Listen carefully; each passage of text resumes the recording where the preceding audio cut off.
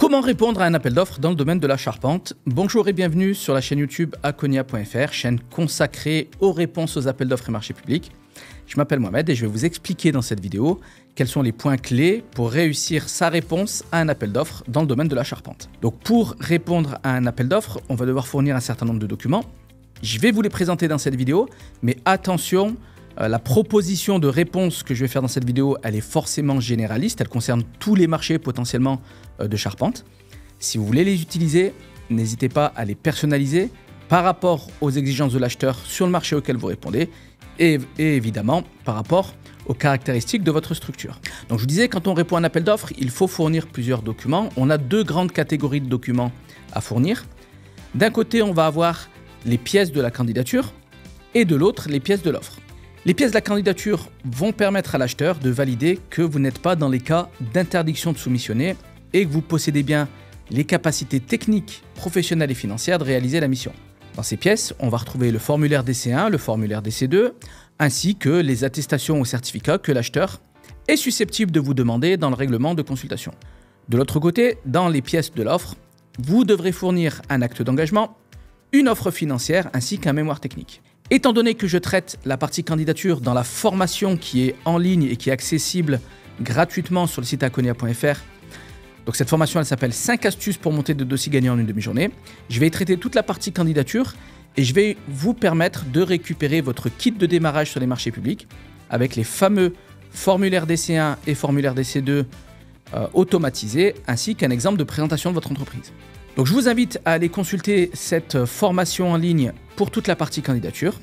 Et dans le cadre de cette vidéo, on va surtout insister sur l'aspect mémoire technique. Le mémoire technique, c'est le centre de votre réponse. C'est l'élément le plus important de votre réponse. Et pour savoir ce qu'il faut y intégrer, on va passer par 4 étapes. On va parler dans votre mémoire technique des moyens humains que vous allez mobiliser pour réaliser l'opération, les moyens matériels, là aussi dédiés à la mission, votre ou vos méthodologies d'intervention, ainsi que votre politique de développement durable. Donc ce mémoire technique doit permettre à l'acheteur de vous noter, de vous attribuer une note, et ce mémoire technique doit vous permettre de démontrer que vous êtes la meilleure entreprise possible pour réaliser la mission. Pour cela, vous allez présenter vos moyens humains, et dans les moyens humains, vous allez commencer par présenter un interlocuteur référent. Pour l'acheteur, c'est important de savoir avec qui il va être en relation directe. Cet interlocuteur, vous allez essayer de le valoriser au maximum au travers de ses qualifications, de son expérience et de ses références. Et vous allez pouvoir également indiquer quelles sont les missions qu'il va occuper dans le cadre de ce marché. En plus de cet interlocuteur, dans votre équipe, on va retrouver du personnel d'encadrement, chef d'équipe, conducteur de travaux, responsable d'exploitation ou autre, à vous de voir comment vous les appelez. Et puis également des opérationnels, une équipe suffisante en nombre, qualifiée, expérimentée pour réaliser le travail.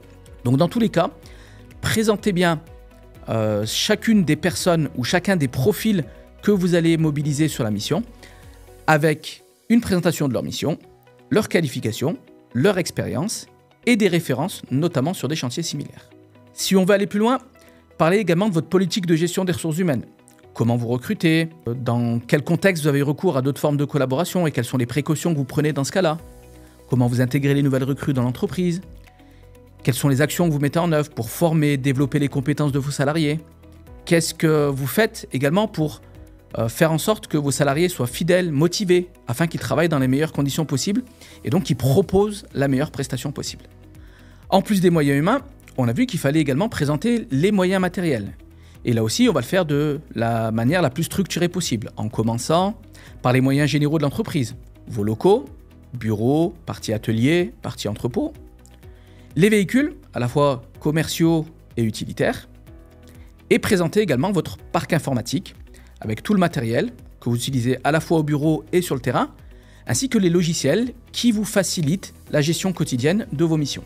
Forcément, on va présenter également le matériel et l'outillage, en pensant bien à détailler tout ce qui est matériel de levage et de pose, grue, treuil, échafaudage, établi, tout l'outillage portatif, les scies, visseuses, perceuses, les marteaux, le matériel de mesure et de contrôle, les niveaux, les équerres, les mètres rubans, tout ce qui vous permet en fait de rassurer l'acheteur sur votre capacité à bien réaliser la prestation.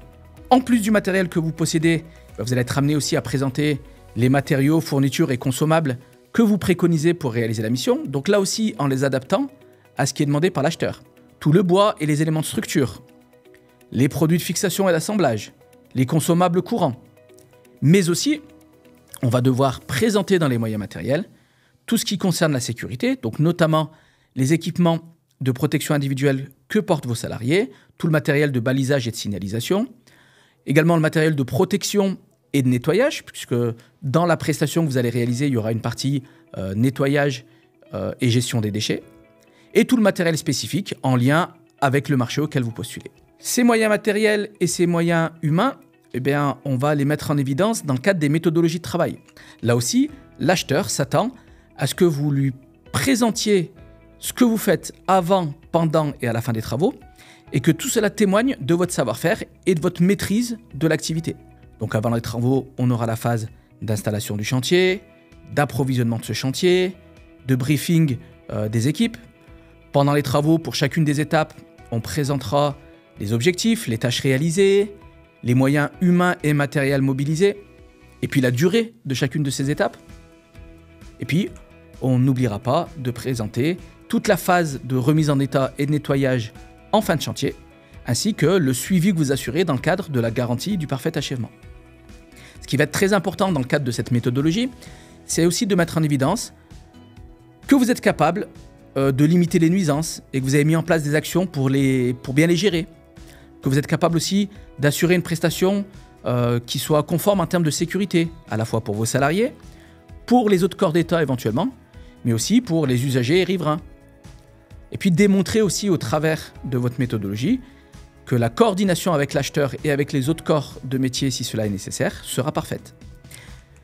Autre point à ne pas oublier dans le cadre de la présentation de votre méthodologie, expliquer que vous êtes en mesure de garantir les délais, donc apporter des preuves, apporter des actions, des idées d'action qui feront que vous allez rassurer l'acheteur sur votre capacité à tenir les délais et qu'en cas d'imprévu, vous avez déjà anticipé et donc vous êtes capable de mettre en place des actions comme le fait de mobiliser d'autres équipes si nécessaire.